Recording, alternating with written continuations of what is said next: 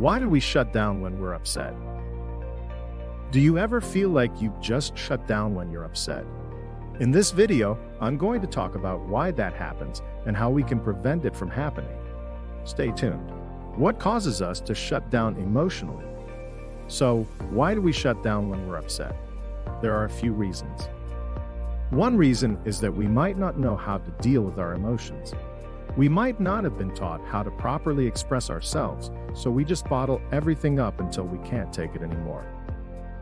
Another reason is that we might be afraid of what will happen if we let our emotions out. We might think that we'll say or do something that we'll regret later. Or we might be afraid of how others will react if they see us being emotional.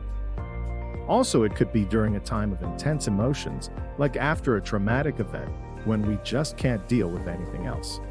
We might need some time to process everything that's happened before we're ready to talk about it. What do all these reasons have in common?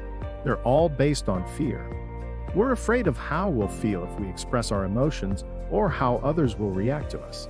But we have to remember that shutting down emotionally can have some pretty serious consequences. The effects of shutting down emotionally. The effects of shutting down emotionally can be pretty bad. For one thing, it can make the problem that you're upset about even worse. It can also lead to physical health problems, like tension headaches or stomach aches. And it can make you feel even more isolated and alone.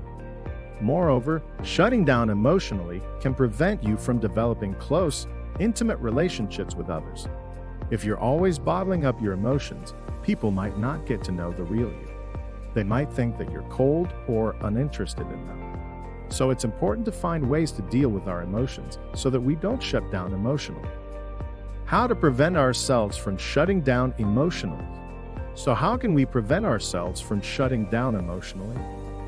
First thing we can do is to start by our emotions.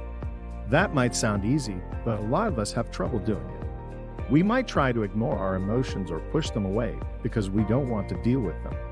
But if we can start to recognize them, it'll be easier to deal with them in a healthy way. Another thing we can do is to find healthy ways to express our emotions. This might mean talking to a friend, therapist, or family member about what's going on, writing in a journal, or even just crying. It's important to find a way to let our emotions out that feels safe and comfortable for us. Keep in mind that it's okay to feel emotions like sadness, anger, or fear. They're a normal part of life. It's only when we bottle them up and don't deal with them in a healthy way that they can become a problem. Ways to deal with emotions when we start to shut down. There are a few simple things we can do to try and stop it. One thing is to take some deep breaths and focus on relaxing our body and think about something that makes us happy or calm. This can help to calm us down and stop the emotional shutdown from happening. Another thing we can do is to try and identify what emotions we're feeling. This can be difficult, but it's important to try and name them.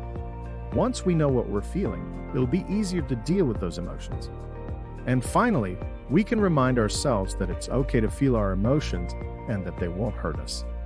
And it's important to remember that we're not alone. These are just a few ideas of why we might shut down when we're upset and what we can do about it.